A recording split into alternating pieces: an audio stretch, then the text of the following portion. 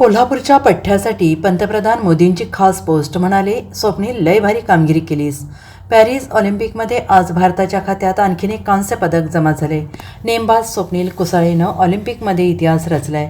मराठमोळ्या स्वप्नील कुसाळेनं लक्षवेधी नेमबाजीने स्वप्नीलने भारताच्या गळ्यात कांस्य पदकाची कमाई करून दिली आणि या विजयानं ऑलिम्पिकमध्ये पदक मिळताच त्याच्यावर कौतुकाचा वर्षाव होत आहे.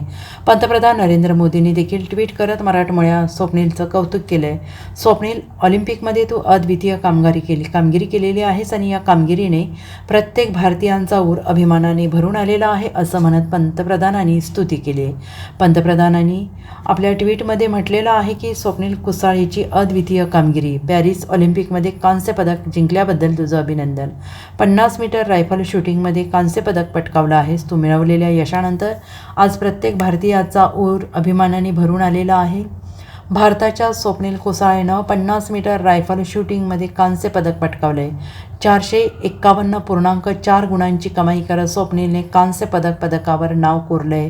विशेष म्हणजे खाशाबा जाधव आणि हेलसिंकी ऑलिम्पिकमध्ये जिंकलेल्या कांस्य पदकानंतर महाराष्ट्राच्या सुपुत्राने जिंकलेलं हे वैयक्तिक पदक आहे. पदकासाठी अंतिम सामना हा 3 फेऱ्यात झाला. Kneeling position, prone position, standing position या 3ही फेऱ्यानंतर एलिमिनेशन राऊंड खेळली जाते.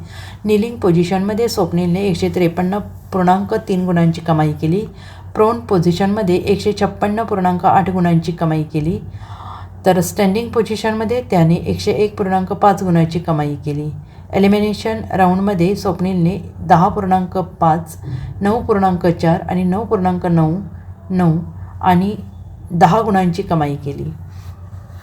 या लक्षवेधी नेमबाजीत स्वप्नीलने भारताच्या गळ्यात कांस्य पदकाची कमाई करून दिली. Bureau report, SVN Marathi.